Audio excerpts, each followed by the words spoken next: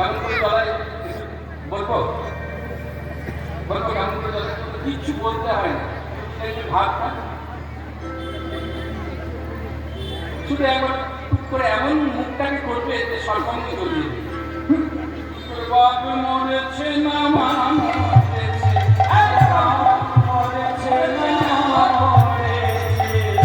এমন করে মরা কান্না কাঁদছিস কেন বল করে বাপ মরেছে না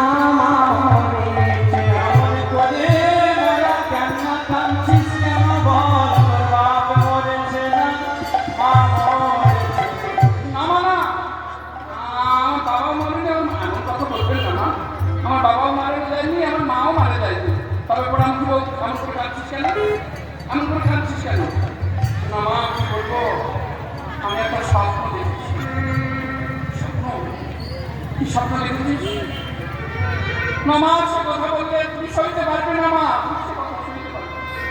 এই ভয় করে তুই স্বপ্ন দেখেছিস তবে শুনবে মা, শোনো আমি কি স্বপ্ন দেখেছি। গভীর রাতে সেজে সুজে স্বপ্ন দেখি আমি, গভীর রাতে স্বপ্ন দেখি আমি, স্বপ্ন দেখি আমি মোর প্রতি কি দুর্গতি, মানবর প্রতি কি দুর্গতি, মোর প্রতি কি দুর্গতি। বলি শোনো মা গো তুমি, ও গো শোনো মা গো তুমি, ও গো শোনো মা গো তুমি, শোনো মা গো তুমি। এই কি হয়েছে বল বল বল বল, থামছিস কেন বল? আমি দেখলাম শত্রু আসে বাখানে বসি, গাভী কইল চুরি, গাভী কইল চুরি, শত্রু আসি বাখানে বসি, গাভী কইল চুরি, গাভী কইল চুরি। মাগো সব কিছু তারি ধরি, মাগো সব কিছু তারি ধরি, সব কিছু তারি ধরি, আমার প্রতি গেল বাড়ি, আমার প্রতি গেল বাড়ি, আমার প্রতি গেল বাড়ি, আমার প্রতি গেল বাড়ি।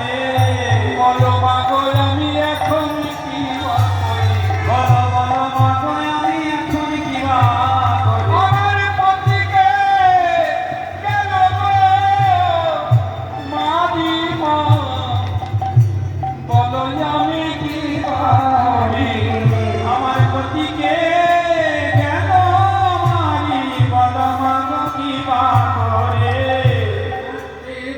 আর কিছু দেখিস এই করে আমাকে বল, আর কিছু দেখিস আমার স্বপ্নের পাগনা একমাত্র ছেলে।